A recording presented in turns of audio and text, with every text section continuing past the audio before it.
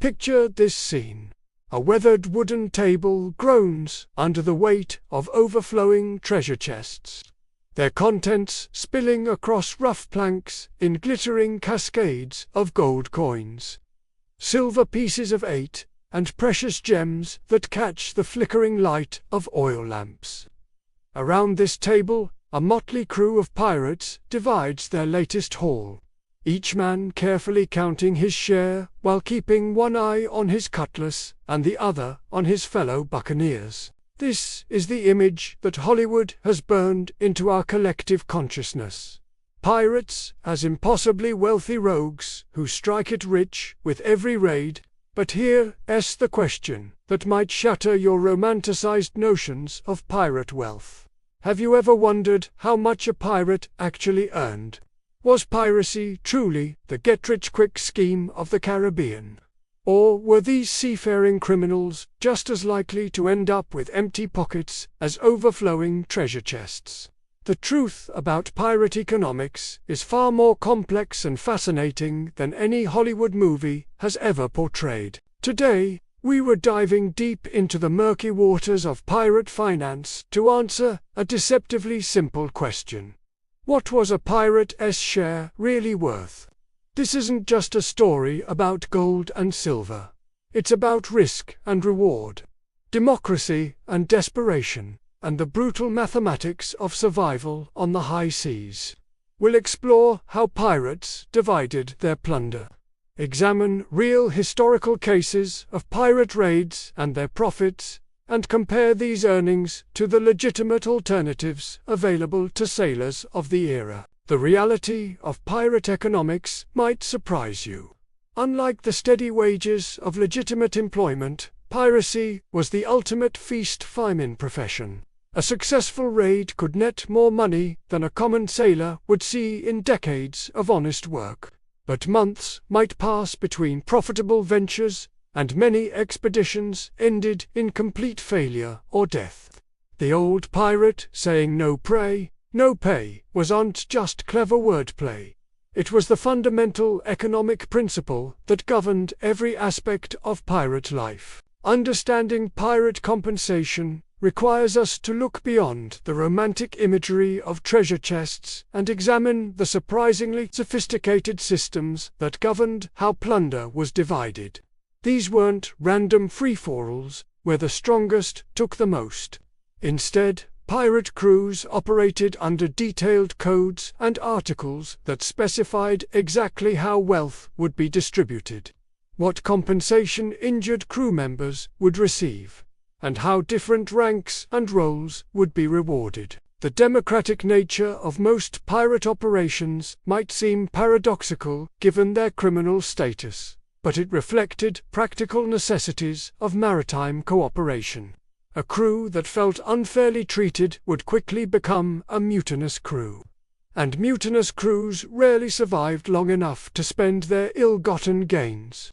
The pirate codes that governed these distributions were unnoble gestures toward equality. They were survival mechanisms designed to keep volatile groups of armed criminals working together toward common goals. But before we can understand what a pirate's share was worth, we need to understand exactly how these shares were determined and distributed. The process was far more systematic than you might expect, governed by written agreements that would make modern corporate lawyers proud of their thoroughness and attention to detail. The foundation of pirate economics lay in documents known as Articles of Agreement, or more commonly, the Pirate Code. These weren't the romantic guidelines portrayed in popular movies, but practical contracts that specified the terms and conditions of pirate employment. Every crew member, from the captain to the newest recruit, agreed to abide by these articles before signing on for a voyage. Breaking these agreements could result in punishments ranging from reduced shares to marooning or death. The most crucial aspect of these articles was the share system that determined how plunder would be divided among crew members. This system was surprisingly egalitarian compared to the rigid hierarchies of naval or merchant vessels. While there were differences in compensation based on rank and role, these differences were much smaller than those found in legitimate maritime employment. At the top of the compensation hierarchy stood the captain and the quartermaster, each typically receiving 2 full shares of any plunder. The captain's double share might seem obvious given his leadership role, but the quartermaster's equal compensation reflects the unique power structure of pirate vessels. Unlike naval ships, where captains held absolute authority, pirate captains were elected by their crews and could be removed by popular vote. The quartermaster served as a democratic check on the captain's power, representing crew interests and overseeing the fair distribution of plunder. The quartermaster's role extended far beyond simple bookkeeping. He was responsible for maintaining discipline, mediating disputes, and ensuring that all crew members received their fair shares according to the agreed-upon articles. In many ways, the quartermaster wielded more day-to-day power than the captain, who primarily assumed command during battles and raids. This division of authority prevented any single individual from accumulating too much power over the crew's welfare and earnings. Below the captain and quartermaster came the ship's officers, the boatswain, gunner, carpenter, and other specialists whose skills were essential to the vessel's operation. These men typically received 1.5 shares, recognizing their valuable contributions. While maintaining the relatively flat hierarchy that characterized most pirate crews, the modest increase over ordinary crew members' compensation reflected practical necessities rather than aristocratic privilege. The bulk of any pirate crew consisted of ordinary seamen who received 1 full share each. This was the baseline compensation that determined the value of all other shares. When we talk about what a pirate's share was worth, we're usually referring to this standard single share received by the majority of crew members. These men performed the dangerous work of boarding enemy vessels, manning the guns during battles, and handling the countless tasks required to keep a pirate ship operational. Even apprentices and servants aboard pirate vessels received compensation, typically half a share each. This inclusive approach to profit sharing was revolutionary for its time, when legitimate vessels often paid subordinate workers minimal wages, regardless of the success of their voyages. The democratic nature of pirate compensation created incentives for all crew members to contribute their best efforts to collective success. But the pirate share system included provisions that went far beyond simple profit distribution. One of the most remarkable aspects of pirate economics was the comprehensive insurance system that compensated crew members for injuries sustained in the line of duty. These provisions, written into the Articles of Agreement, provided specific monetary compensation for various types of wounds and disabilities. The compensation schedule for injuries reveals both the practical dangers of pirate life and the solidarity that bound these criminal crews together.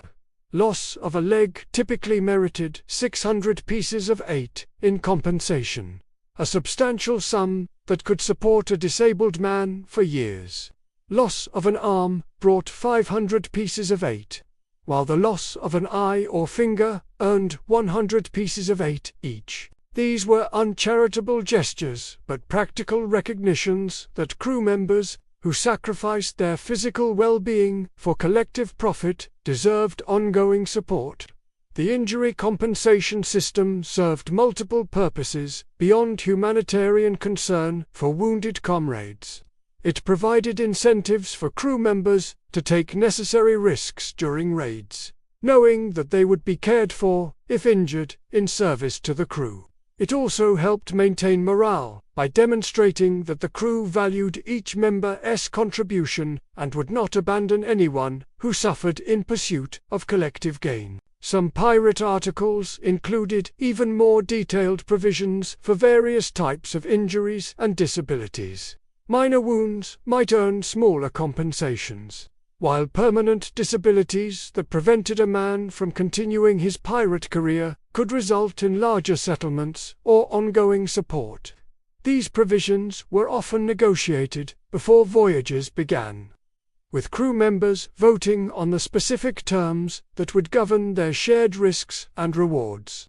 The democratic nature of pirate decision-making extended to how these compensation systems were implemented and modified. Crew members could propose changes to the articles, and major modifications required majority approval. This participatory approach to workplace governance was centuries ahead of its time, creating systems of worker representation that wouldn't become common in legitimate industries until the modern era. The no-pay, no-pay principle that governed pirate economics created a pure, performance-based compensation system that aligned individual incentives with collective success. Unlike salaried employees who received regular wages regardless of their employer's fortunes, pirates only earned money when their raids succeeded. This created powerful incentives for cooperation, efficiency, and aggressive pursuit of profitable targets. However, the flip side of performance-based compensation was the very real possibility of earning nothing, despite months of dangerous work. Pirates who spent months at sea without encountering suitable targets or who failed in their attempts to capture prey received no compensation for their time and effort. This uncertainty was one of the primary drawbacks of pirate life, creating a boom-and-bust economic cycle that left many pirates destitute between successful raids. The share system also included provisions for various expenses and deductions that reduced the actual compensation. Crew members received ships required constant maintenance and resupply, and these costs were typically deducted from the total plunder. Before individual shares were calculated, weapons, ammunition, food, and other necessities had to be purchased regularly, eating into the profits that made piracy attractive in the first place. Some pirate crews also maintained collective funds for various purposes, supporting injured or disabled former crew members, bribing officials in friendly ports, or maintaining emergency reserves for unexpected expenses. These deductions were usually specified in the original articles and accepted by crew members as necessary costs of their profession. The geographic location of pirate operations significantly influenced both the opportunities available and the value of any plunder obtained. Pirates operating in the Caribbean during the height of the Spanish colonial period had access to some of the wealthiest shipping routes in the world. Spanish treasure fleets carrying silver from the mines of Peru and Mexico represented the most lucrative targets available to any pirate crew bold enough and skilled enough to attack them. However, these treasure fleets were also the most heavily defended targets in the Caribbean. Spanish authorities understood the value of their precious metal shipments and provided substantial naval escorts, shore-based fortifications, and intelligence networks designed to protect these vulnerable convoys. Attacking a treasure fleet required exceptional skill, luck, and firepower, making such ventures high-risk propositions even for the most experienced pirate crews. Most pirate raids targeted much more mundane cargo: merchant vessels carrying sugar, tobacco, coffee, textiles, and other trade goods. These ships were more numerous, less heavily defended, and easier to capture than treasure galleons, but they also offered much smaller potential rewards. The plunder from a typical merchant vessel might provide each crew member with enough money for a few weeks of comfortable living in port, but it rarely created the legendary fortunes associated with pirate treasure in popular imagination.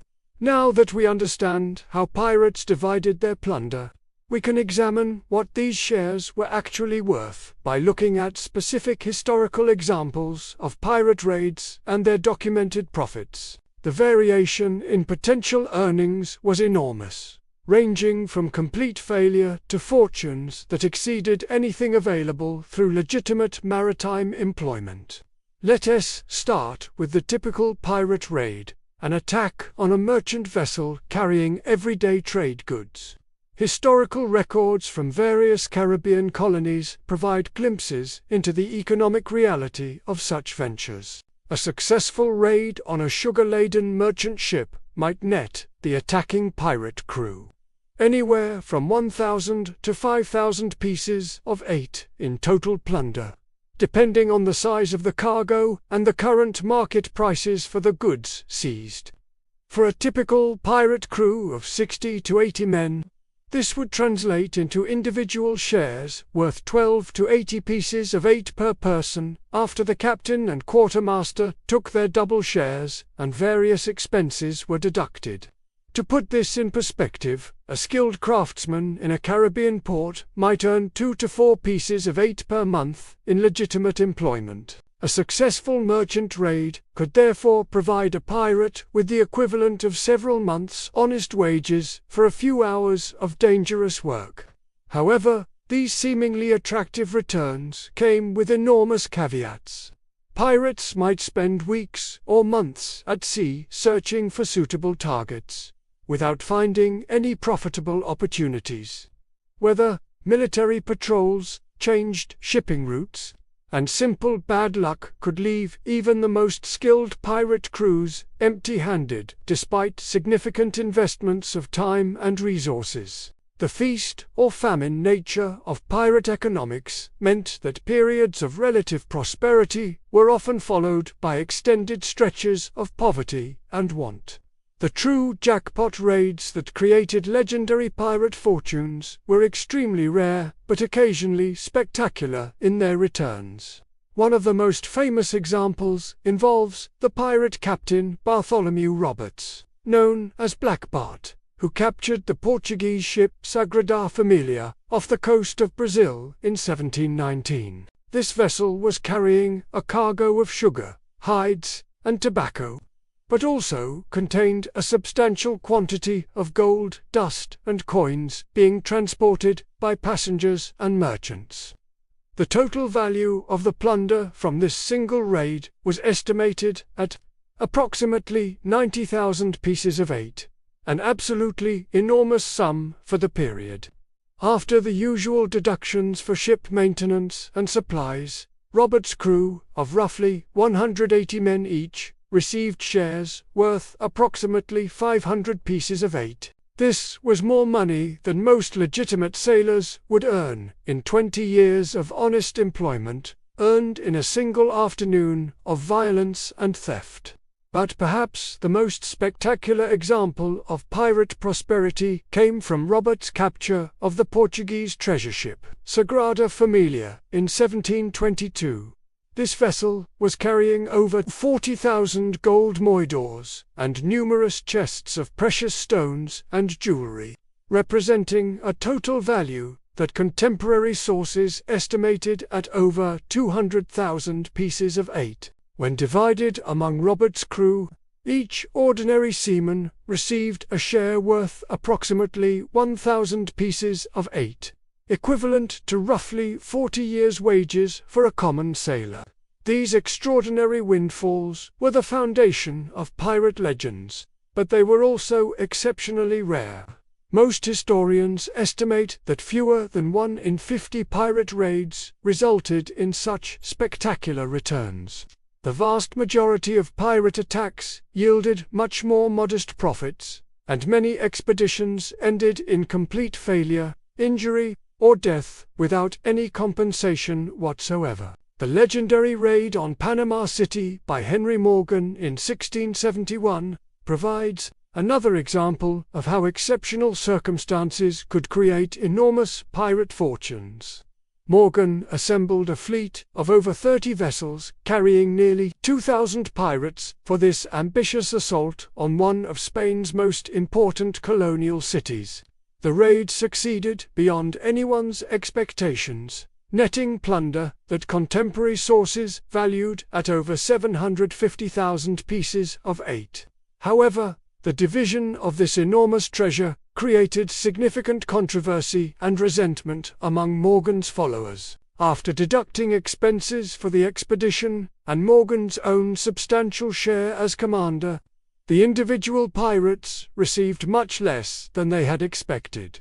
Many crew members complained that Morgan had cheated them of their fair portions, leading to accusations of embezzlement and fraud that followed Morgan for the rest of his career. The Panama raid illustrates another important aspect of pirate economics: the challenge of converting stolen goods into spendable wealth. Much of the plunder consisted of goods that had to be sold in markets that might not welcome known pirates. Silver plate had to be melted down. Jewelry had to be broken apart for its precious stones and metals. And trade goods had to be disposed of quickly, before they spoiled or authorities tracked them down. This conversion process often reduced the actual value that pirates received from their raids. A chest of silver plate might be worth 1,000 pieces of 8 at market prices.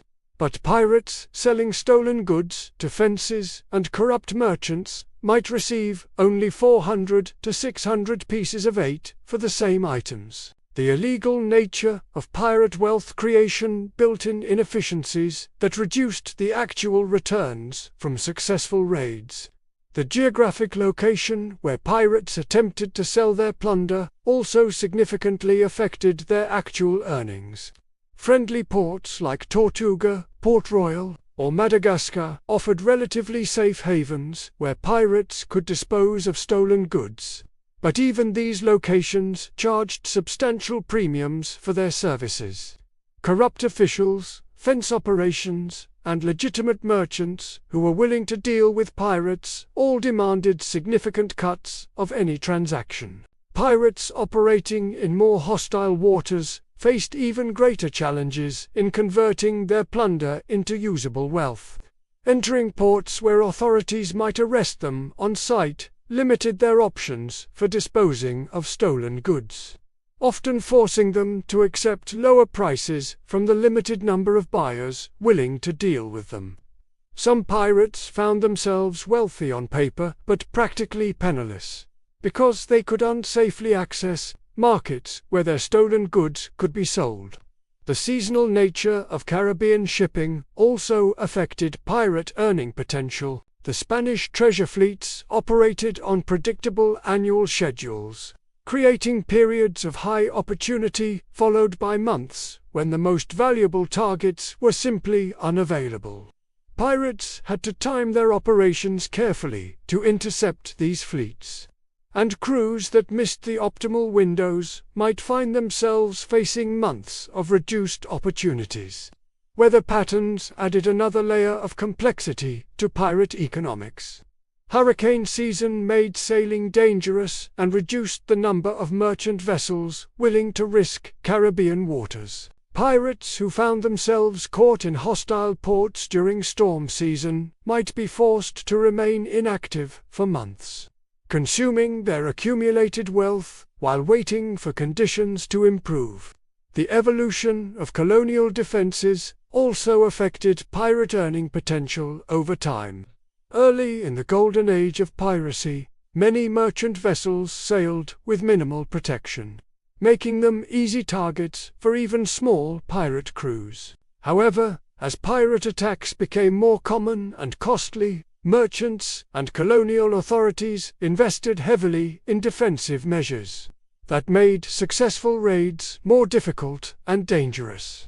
Convoy systems, armed escorts, fortified harbors, and improved intelligence networks all worked to reduce pirate success rates over time.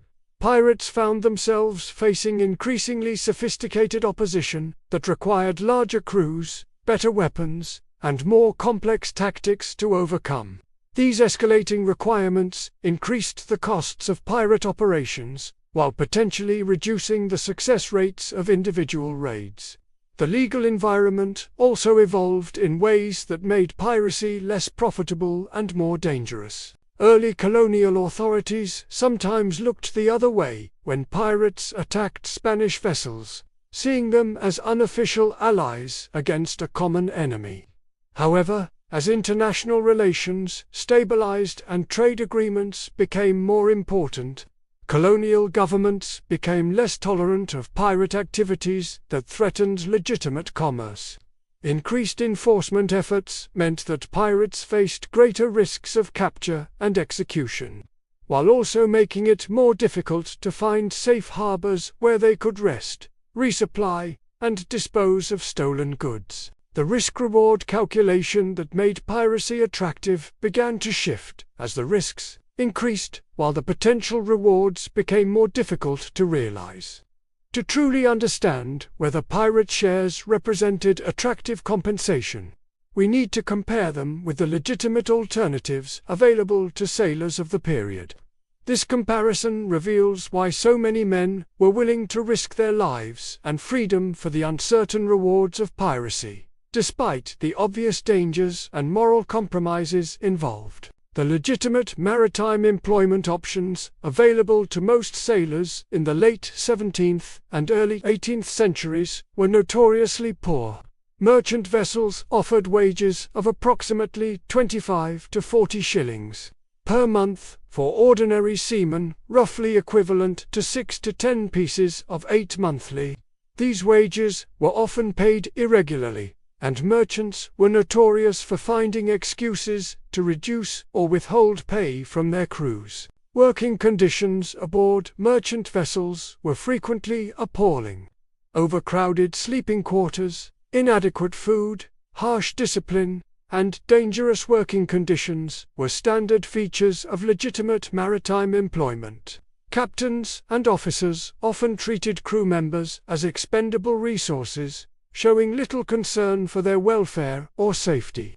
Desertion rates were extremely high, reflecting the widespread dissatisfaction with legitimate maritime employment.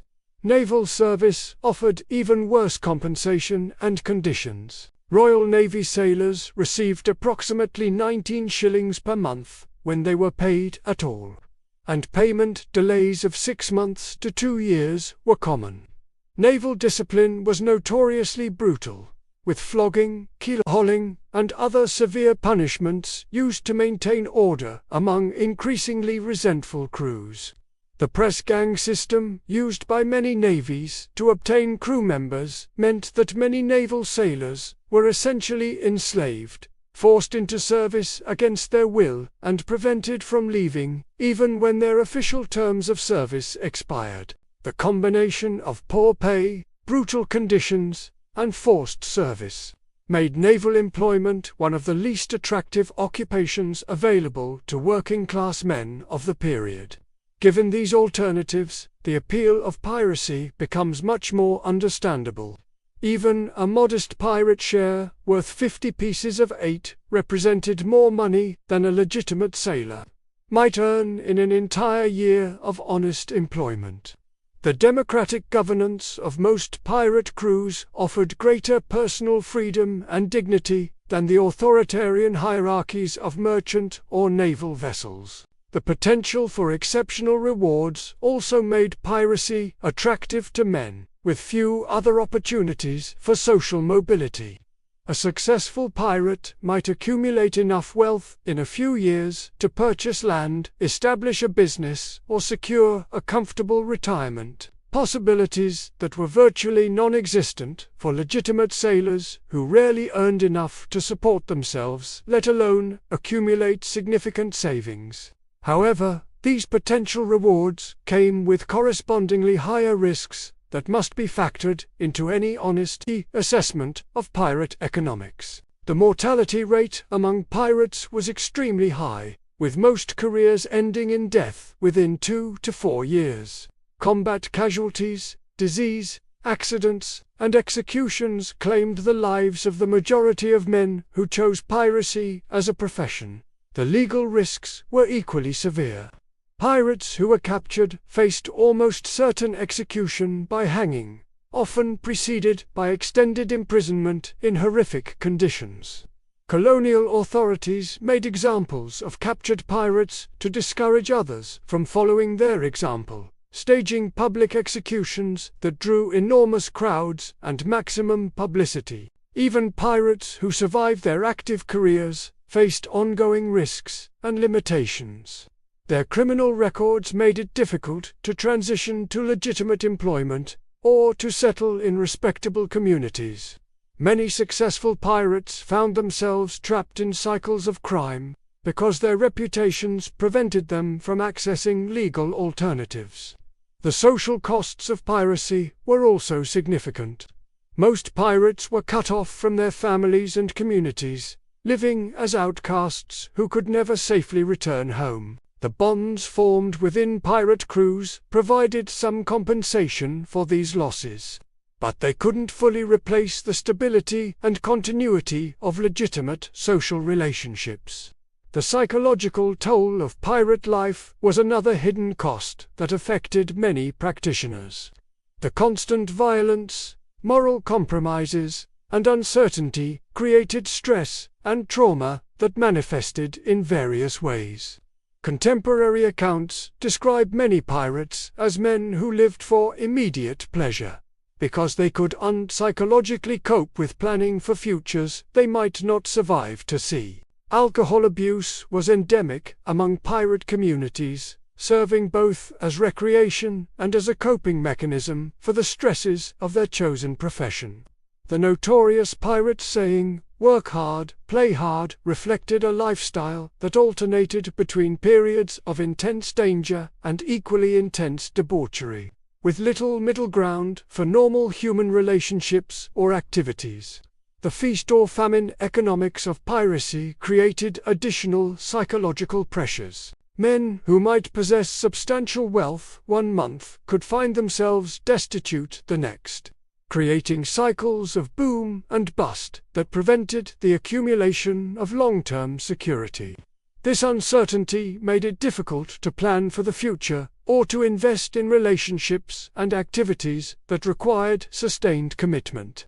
Despite these significant costs and risks, piracy continued to attract recruits throughout the Golden Age because legitimate alternatives were so unappealing to many men. The harsh realities of 18th-century working-class life meant that many potential pirates faced choices between different forms of exploitation and danger, rather than between safe, legitimate employment and risky criminal activity.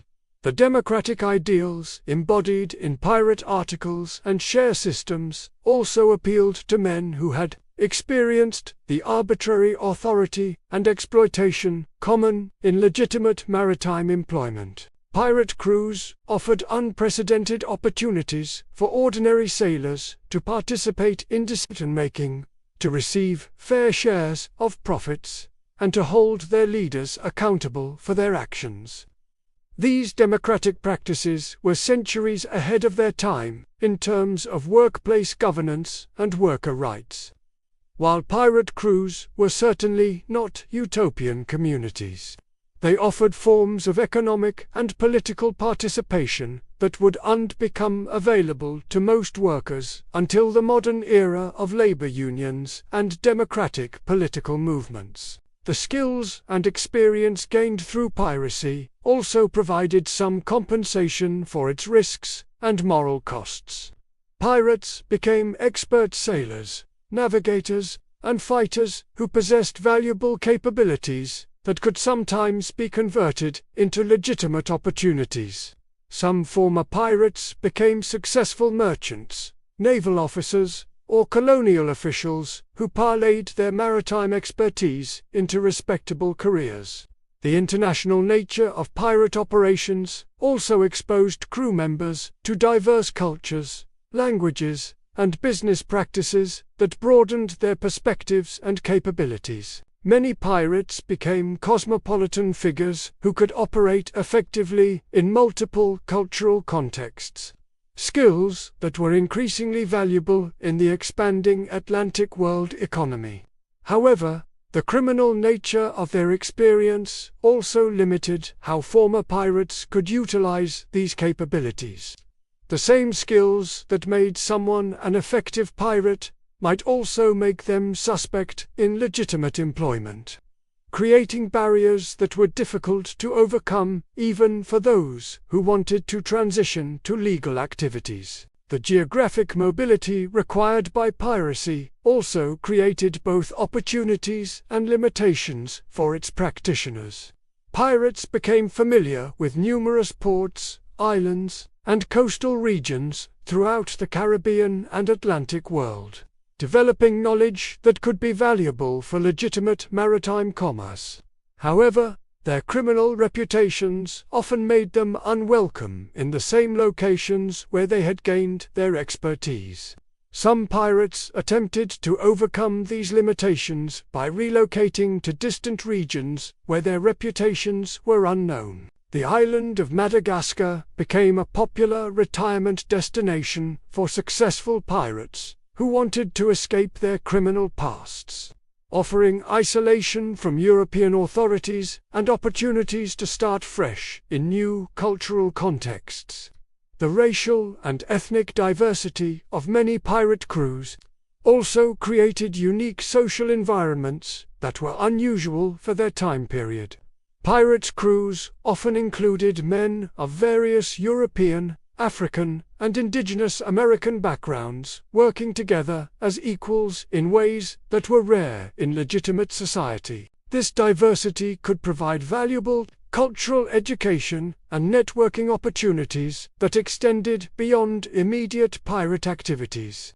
Women also played more prominent roles in some pirate operations than they could in most legitimate maritime employment.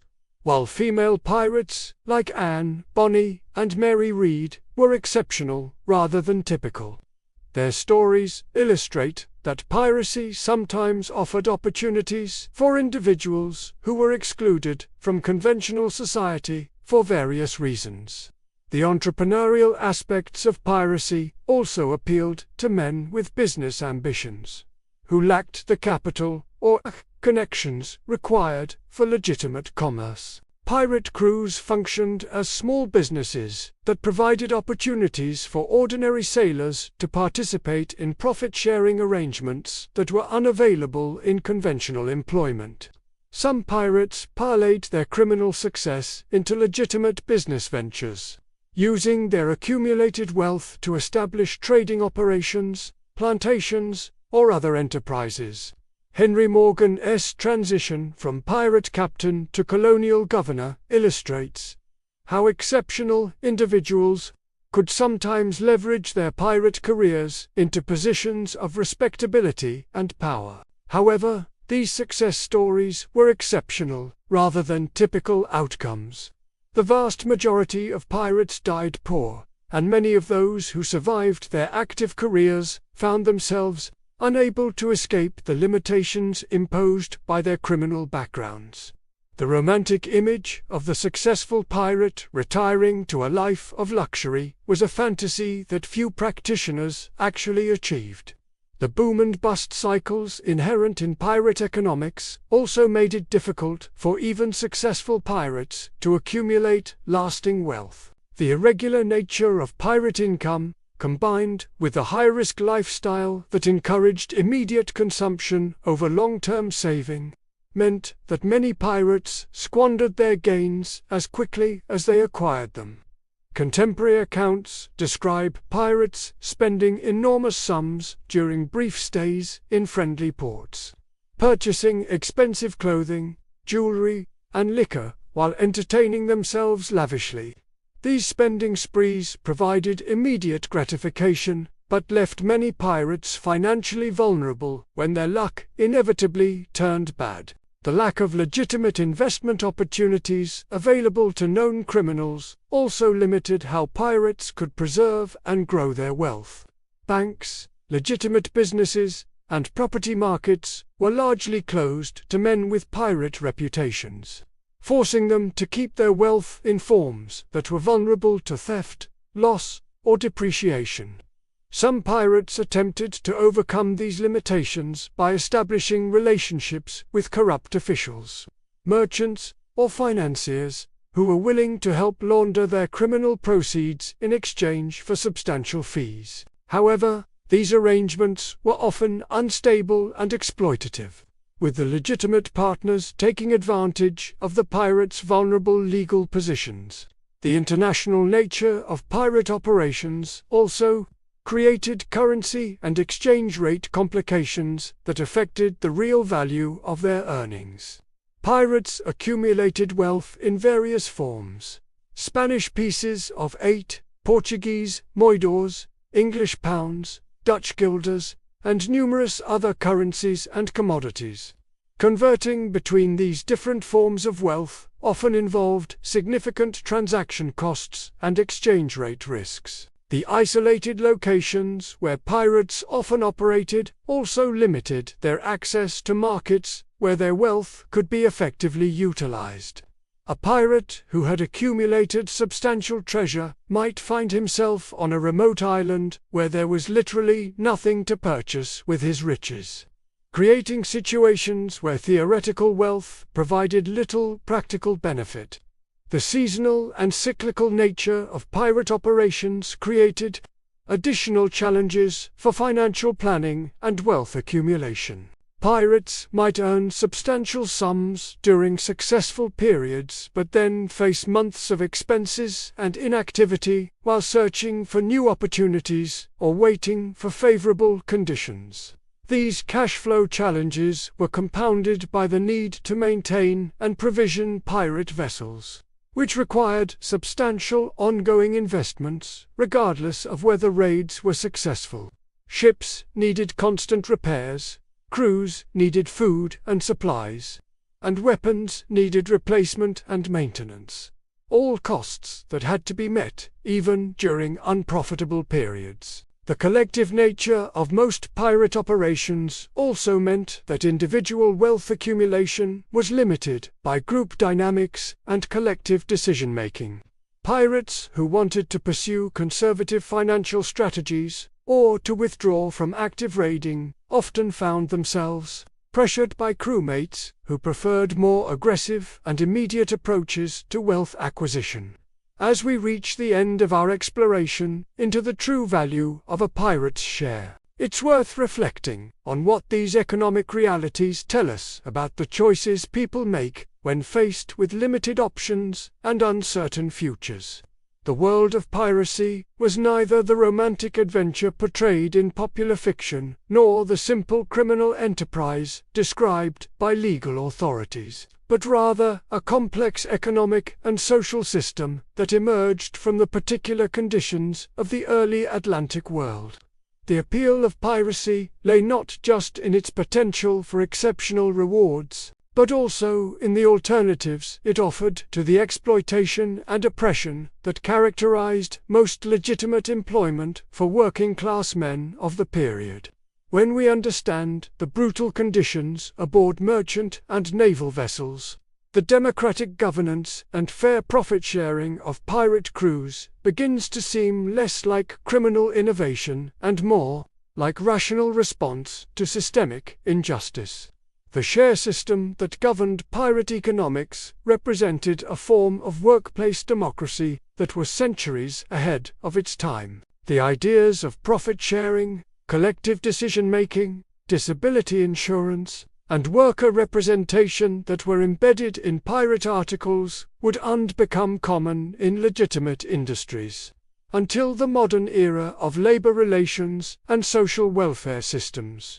Yet these progressive elements coexisted with violence, theft, and exploitation that imposed terrible costs on both pirates themselves and their victims. The democratic ideals of pirate crews were built on foundations of crime and cruelty that ultimately undermined their moral legitimacy and practical sustainability. The economic data we've examined reveals that pirate shares could indeed provide exceptional compensation compared to legitimate alternatives, but only for the minority of practitioners who survived long enough to enjoy multiple successful raids. The majority of pirates died poor. having traded their lives and moral integrity for opportunities that ultimately proved illusory. The feast or famine nature of pirate economics also meant that even successful pirates rarely achieved lasting financial security. The irregular income, high expenses, and limited investment opportunities available to criminals created boom and bust cycles that prevented most pirates from building sustainable wealth over time. Perhaps most importantly, our exploration reveals how economic desperation can drive people toward choices that seem irrational from the perspective of safety and conventional morality. The men who became pirates were unnecessarily more criminal or reckless than their contemporaries. They were often responding rationally to a set of options that offered different combinations of risk and reward, none of which were particularly attractive. The historical context of piracy reminds us that criminal behavior often emerges from systems of legitimate authority that fail to provide adequate opportunities and protections for ordinary people. The golden age of piracy coincided with a period when legitimate maritime employment was characterized by exploitation, brutality, and arbitrary authority that made illegal alternatives seem comparatively attractive. This doesn't excuse the violence and theft that defined pirate operations, but it does help explain why these activities attracted participants and why they flourished during particular historical periods. Understanding the economic incentives that drove piracy can inform our understanding of how social and economic systems shape individual behavior and collective outcomes. The democratic innovations pioneered by pirate crews also demonstrate that alternative forms of organization and governance can emerge even in the most unlikely circumstances. While pirate democracy was ultimately unsustainable due to its criminal foundations, it provided proof of concept for ideas about worker participation and economic equality that would eventually find expression in legitimate contexts.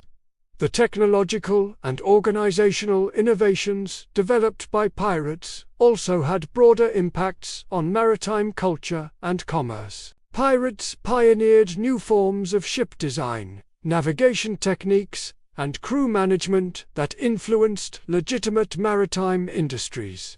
Their emphasis on speed, maneuverability, and crew cooperation created innovations that were eventually adopted by naval and merchant forces.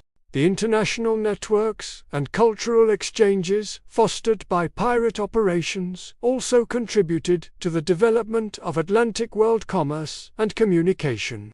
Pirates created informal channels of trade, information, and cultural transmission that supplemented official colonial systems and helped integrate diverse regions into broader economic networks.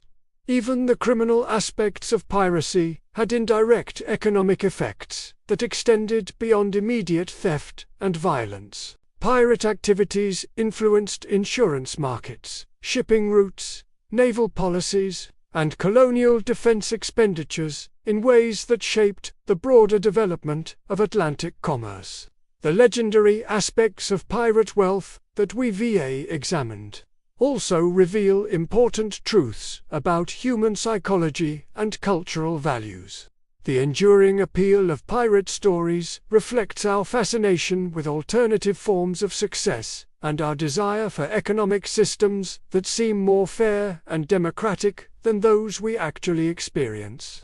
The romantic mythology of pirate prosperity serves psychological functions that extend beyond historical accuracy. These stories provide fantasies of transformation and agency that can inspire people to question existing systems and imagine alternative possibilities, even when the specific examples they reference are historically problematic. Understanding the gap between pirate mythology and historical reality also illustrates how cultural narratives shape our understanding of economic and social possibilities. The stories we tell about the past influence how we think about present options and future opportunities, making historical accuracy important for more than just academic reasons.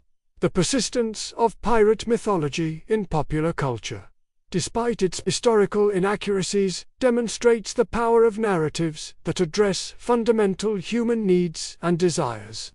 People continue to find pirate stories appealing not because they accurately represent historical reality, but because they provide models for thinking about freedom, justice, and economic opportunity that remain relevant to contemporary concerns.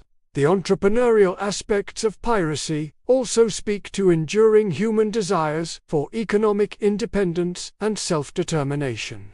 While the specific methods used by historical pirates were criminal and ultimately self-destructive, the underlying aspiration for control over one's economic destiny remains a powerful motivating force in human behavior. The collective and democratic elements of pirate governance also address psychological needs for participation, recognition, and fair treatment that remain important in contemporary workplace and political contexts.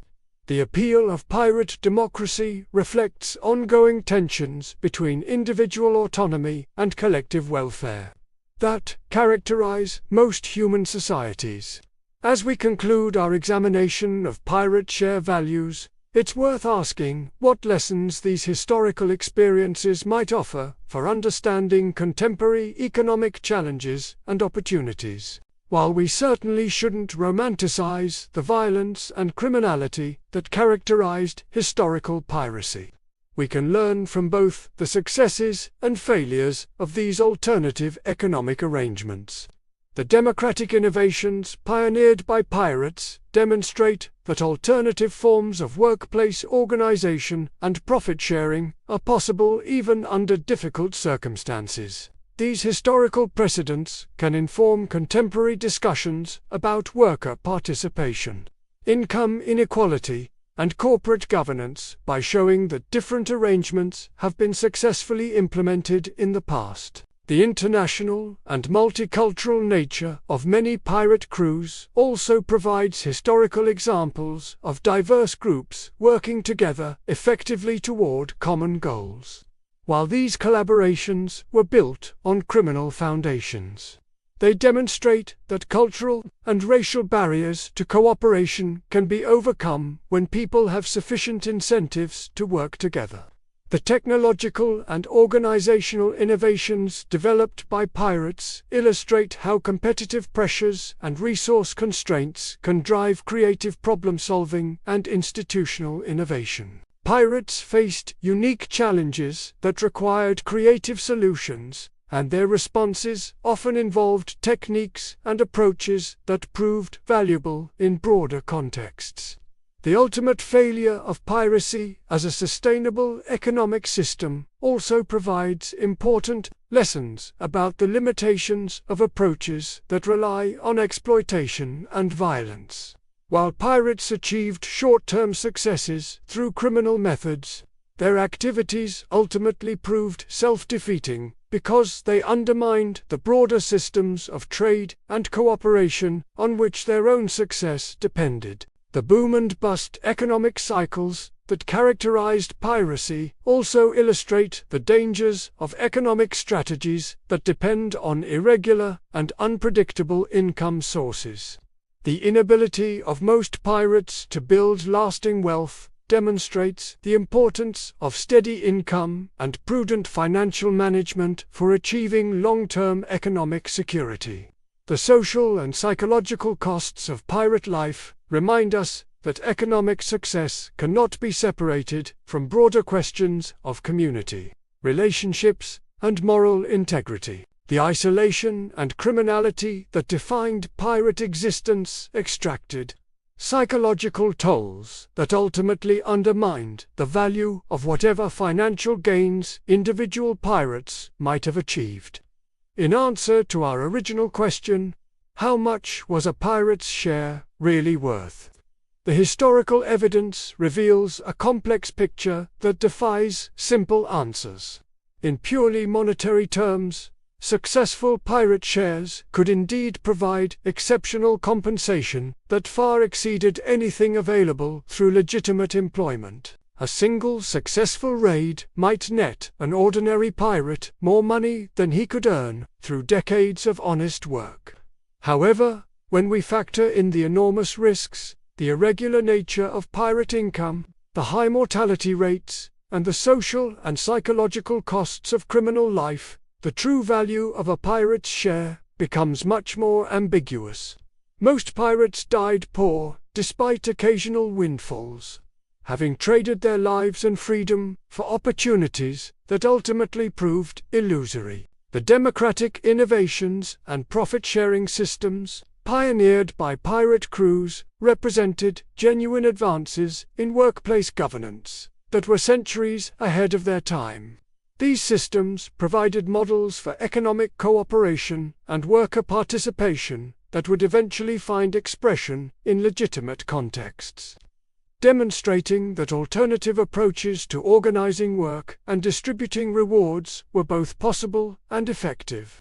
Yet, these progressive elements were ultimately undermined by the criminal foundations on which they were built. The violence and theft that financed pirate democracy created moral contradictions and practical limitations that prevented these systems from achieving lasting success or broader social influence. The individual stories behind pirate economics reveal the human dimensions of these historical processes. Men like Bartholomew Roberts, who famously declared that he would rather live one short year as a pirate than work as an honest sailor for decades, embodied the risk-taking mentality that drove many into piracy. Roberts understood the mathematical realities of his choice, that piracy offered the possibility of exceptional rewards in exchange for accepting exceptional risks. Roberts' own career illustrates both the potential and the limitations of pirate economics. During his active period from 1719 to 1722, he captured over 400 vessels and accumulated wealth that would have been impossible through legitimate employment. His democratic leadership style and fair distribution of plunder made him popular with his crews, and demonstrated the effectiveness of pirate governance systems. Yet Roberts' career also ended in the violent death that claimed most of his contemporaries. He was killed in battle with a British naval vessel in 1722, just 3 years after beginning his pirate career. His accumulated wealth disappeared with his death, providing no lasting benefit to himself or his family. His story exemplifies the boom-and-bust cycle that characterized most pirate careers. The crews that served under successful captains like Roberts experienced their own versions of this economic rollercoaster. Men who had been destitute sailors could find themselves wealthy beyond their wildest dreams after a successful raid, only to lose everything in subsequent failures or spend their gains during brief port celebrations. The psychological impact of these extreme fluctuations created behavioral patterns that often prevented pirates from achieving lasting financial security, even when opportunities existed. Contemporary accounts describe pirates engaging in legendary spending sprees that consumed months of earnings in days or weeks. The famous pirate haven of Port Royal became notorious for the extravagant celebrations that marked successful raids, with pirates purchasing expensive clothes, jewelry, and liquor while entertaining themselves lavishly until their money ran out. These spending patterns reflected both the uncertainty of pirate life and the limited investment opportunities available to known criminals. Pirates understood that their wealth might be temporary and that they might not survive to enjoy delayed gratification. The famous pirate motto, "Eat, drink, and be merry, for tomorrow we may die," captured this philosophy of immediate consumption over long-term planning. The psychological pressures of pirate life also contributed to self-destructive behaviors that undermined financial success. The constant violence, moral compromises, and legal risks created stress and trauma that many pirates attempted to manage through alcohol abuse, gambling, and other risky behaviors. These coping mechanisms often consumed whatever wealth pirates had accumulated and trapped them in cycles of poverty and desperation. The social isolation experienced by most pirates also limited their ability to build the relationships and networks that could provide economic security and opportunity. Unlike legitimate sailors who might eventually settle down, start families, and establish community connections, pirates remained perpetual outcasts who could never safely return to conventional society. This isolation was particularly problematic for pirates who wanted to retire from active raiding but found themselves trapped by their reputations and limited options. Many successful pirates discovered that their criminal backgrounds made it impossible to transition to legitimate employment or to establish respectable businesses, forcing them to continue their dangerous careers long past the point where the risks had begun to outweigh the potential rewards. The international nature of pirate operations created additional complications that affected the real value of pirate shares. Pirates often found themselves with substantial wealth in forms that were difficult to use. Spanish silver in English ports, Portuguese gold in French colonies, or valuable trade goods in locations where they couldn't be safely sold. The process of converting pirate plunder into usable wealth often involved substantial transaction costs and risks. Pirates had to deal with corrupt officials, fence operations, and black market merchants who charged premium prices for their services. These intermediaries understood that pirates had limited alternatives and structured their fees accordingly, often taking substantial percentages of the value they helped pirates realize. The geographic isolation of many pirate operations also created practical challenges for enjoying accumulated wealth. Pirates might find themselves wealthy on paper but practically impoverished because they were located in remote areas where there was nothing to purchase with their riches. Islands that provided safe haven from authorities often lacked the goods and services that would make wealth meaningful. Currency fluctuations and exchange rate risks added another layer of complexity to pirate economics. The international nature of Caribbean commerce meant that pirates accumulated wealth in multiple currencies, each subject to different economic and political pressures. Wars, colonial policies, and trade disruptions could dramatically affect the relative values of different currencies, creating situations where pirates' wealth could evaporate through no fault of their own. The technological limitations of the period also created challenges for preserving and managing pirate wealth. Without modern banking systems or reliable communication networks, pirates had to physically transport and guard their accumulations, making them vulnerable to theft, loss, and various forms of depreciation. Some pirates attempted to establish permanent bases where they could safely store their wealth and enjoy it over time. But these efforts were generally unsuccessful. Colonial authorities and rival pirates both posed constant threats to any attempt to establish lasting security, forcing most pirates to remain mobile and preventing them from building stable economic foundations. The legal risks associated with pirate wealth also limited its practical value. Money and goods that could be traced to pirate activities were subject to confiscation by authorities, making it dangerous for pirates to display their wealth openly or to make large purchases that might attract unwanted attention.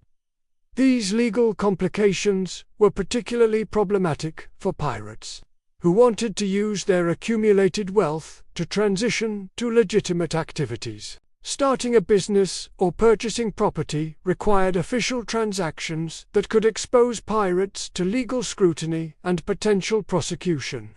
Many pirates found themselves trapped between poverty and exposure, unable to safely utilize the wealth they had risked their lives to acquire.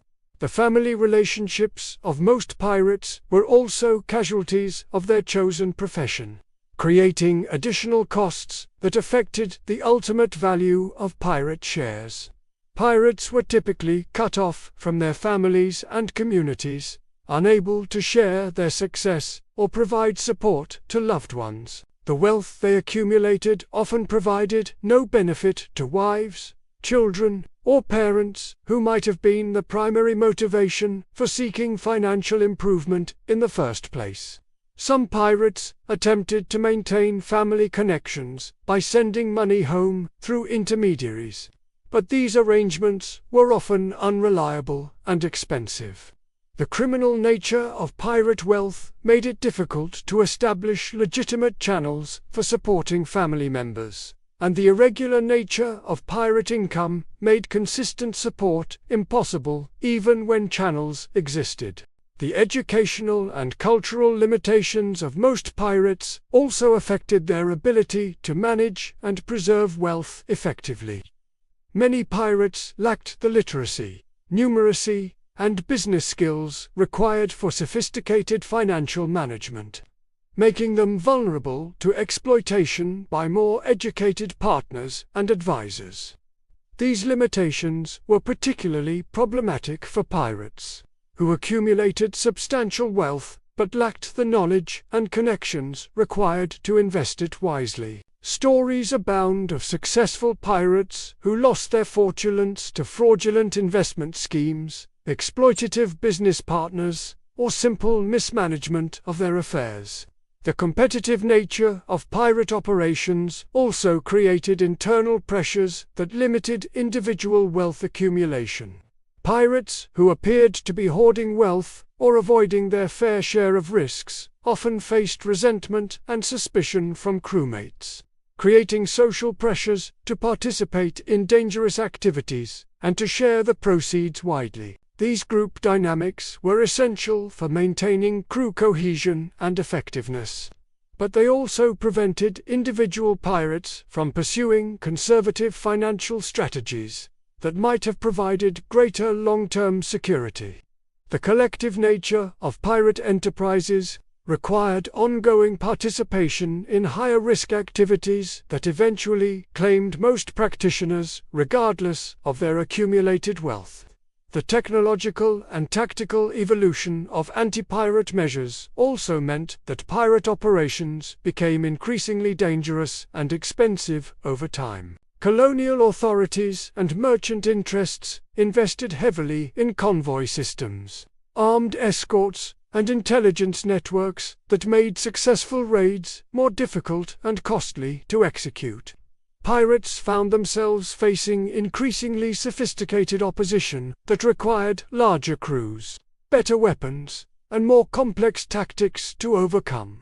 These escalating requirements increased the costs of pirate operations while potentially reducing the success rates of individual raids, making it more difficult for pirates to achieve the exceptional returns that had originally made piracy attractive. The international diplomatic environment also evolved in ways that made piracy less profitable and more dangerous.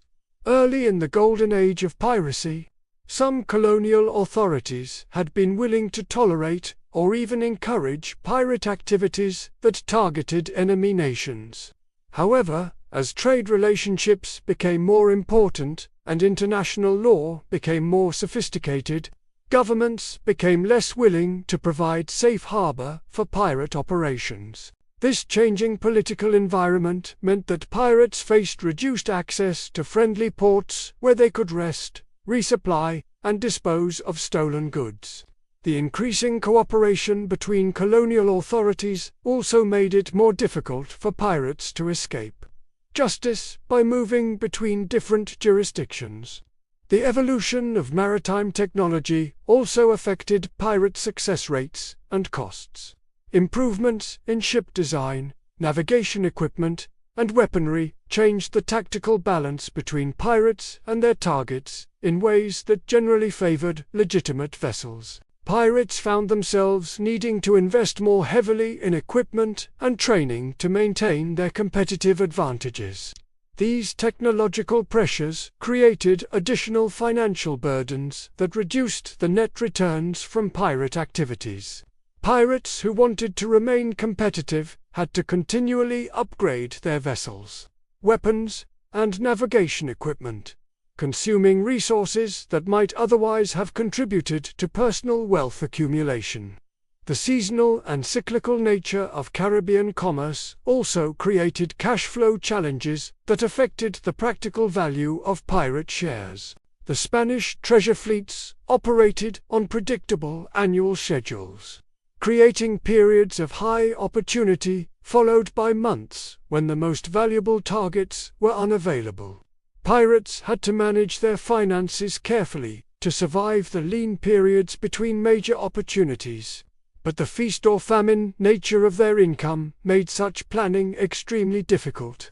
Many pirates found themselves forced to accept marginal opportunities or to engage in increasingly risky activities during slow periods, choices that often led to their downfall. The psychological toll of constant uncertainty and violence also affected pirates' ability to make sound financial decisions.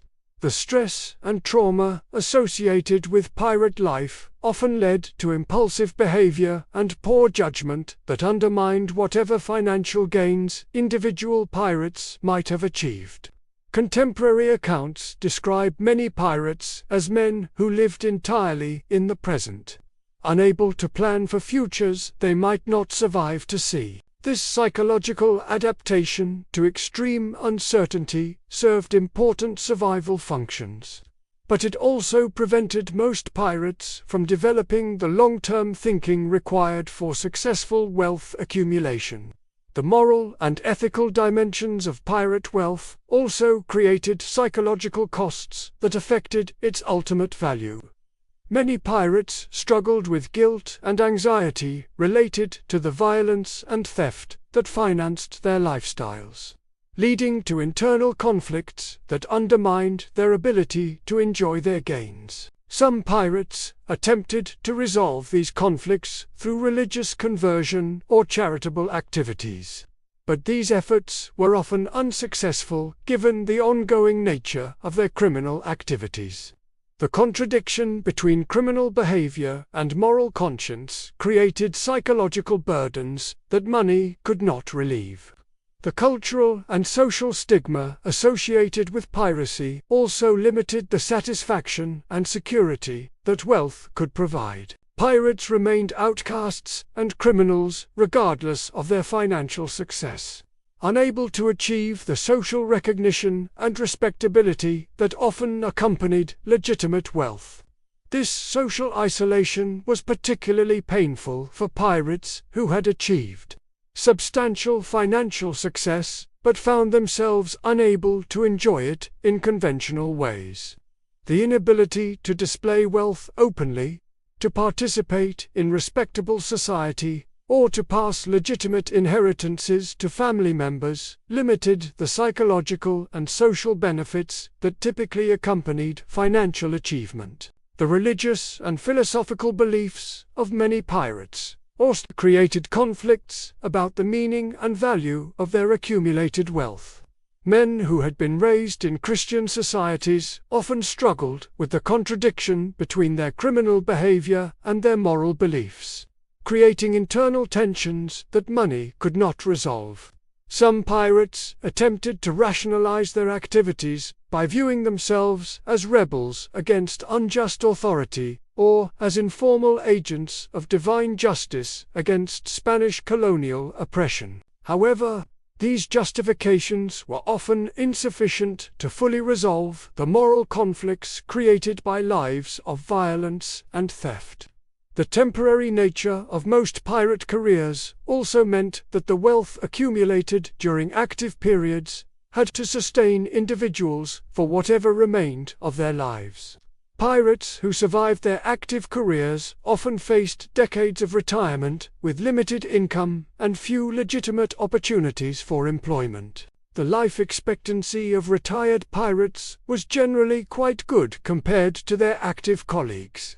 But they often struggled financially as their accumulated wealth was gradually consumed by living expenses.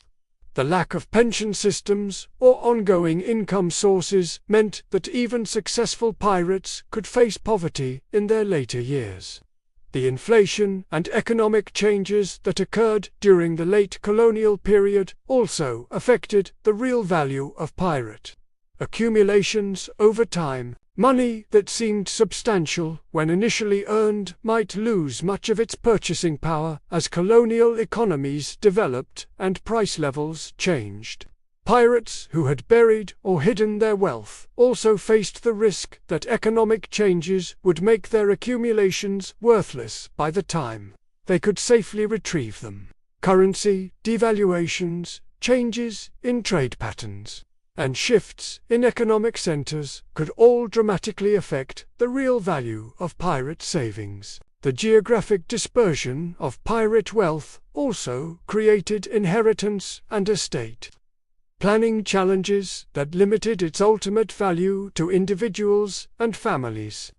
Pirates who died suddenly often left behind accumulations that could never be located or claimed by their heirs, making their lifetime efforts economically meaningless.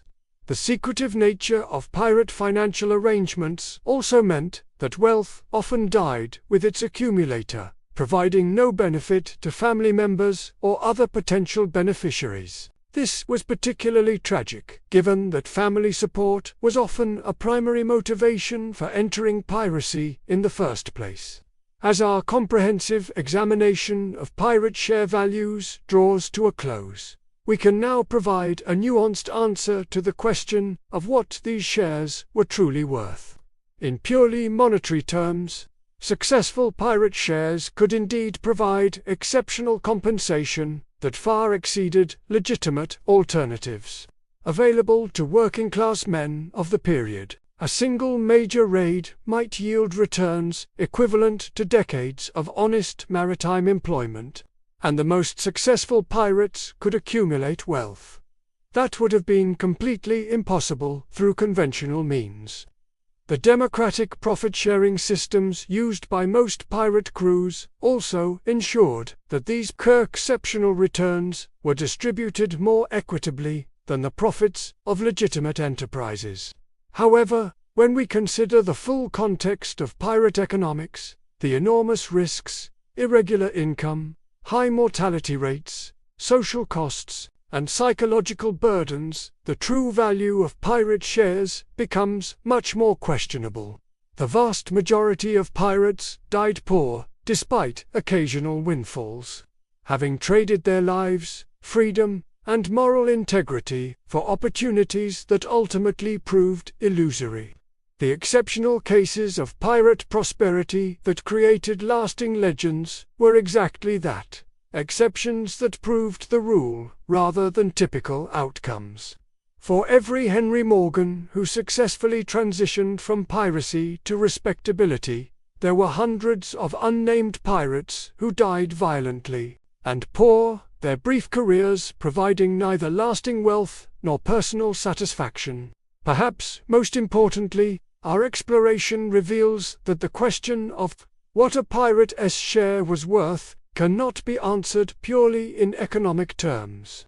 The democratic innovations, multicultural cooperation, and alternative forms of social organization pioneered by pirate crews represented genuine advances in human organization that had value beyond their immediate economic returns. These innovations demonstrated that alternative approaches to work, governance, and profit-sharing were possible even under the most challenging circumstances. While the criminal foundations of pirate society ultimately undermined its sustainability, the organizational principles developed by pirate crews provided proof of concept for ideas that would eventually find expression in legitimate contexts.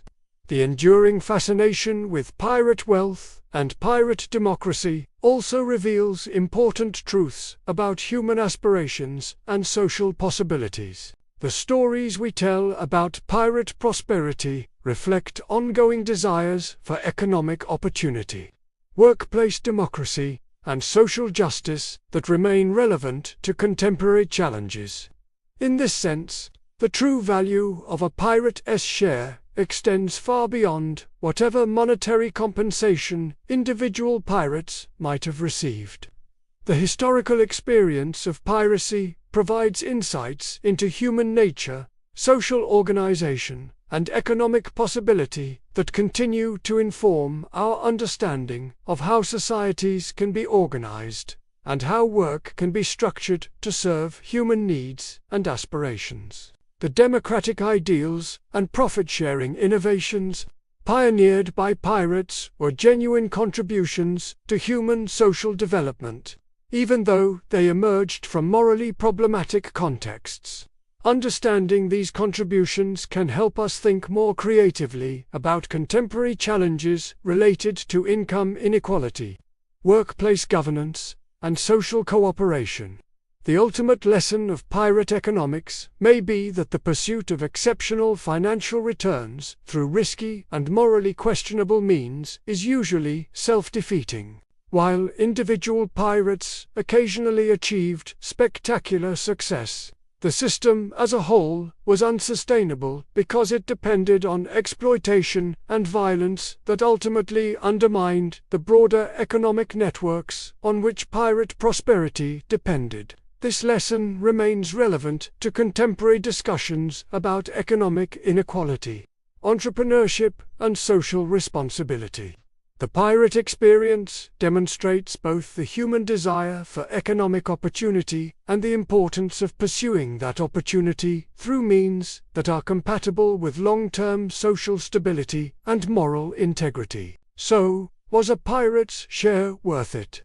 The answer depends entirely on how we define worth and what values we prioritize. In terms of immediate financial returns, piracy could indeed provide exceptional compensation for those fortunate enough to survive and succeed. In terms of human cost and social impact, piracy extracted prices that far exceeded whatever financial gains individual practitioners might have achieved. The men who chose piracy were responding rationally to the limited and unappealing options available to them. But their collective choices created systems of violence and exploitation that ultimately harmed everyone involved, including themselves. Their story serves as both an inspiration and a warning. An inspiration because it demonstrates human creativity and cooperation under challenging circumstances, and a warning because it illustrates how even well-intentioned innovations can be undermined by moral compromises and criminal foundations. The democratic innovations and profit-sharing systems pioneered by pirates provide valuable historical precedents for contemporary efforts to create more equitable and participatory economic systems. However, the ultimate failure of pirate society also demonstrates the importance of building such systems on foundations of legitimacy, sustainability, and respect for the rights and welfare of all members of society. The question of what a pirate's share was worth ultimately becomes a question about what we value in human life and social organization. If we value immediate material gains above all else, then piracy might seem like a rational choice for men facing limited alternatives. If we value long-term sustainability, moral integrity, and social cooperation, then piracy represents a cautionary tale about the costs of pursuing wealth through means that undermine the foundations of civilized society. The enduring appeal of pirate stories suggests that we continue to struggle with these same basic questions about risk and reward, individual opportunity and social responsibility, democratic participation and legitimate authority. The historical experience of piracy provides a rich case study for examining these tensions and for thinking about how they might be resolved in ways that serve both individual aspirations and collective welfare. In the end, the true worth of a pirate's share may lie not in whatever monetary compensation it provided to individual practitioners, but in the lessons it offers about human nature, social organization, and the eternal human quest for freedom, prosperity, and dignity. These lessons remain valuable and relevant long after the last pirate share was counted and spent, and they continue to inform our ongoing efforts to create economic and social systems that serve human needs while respecting human values.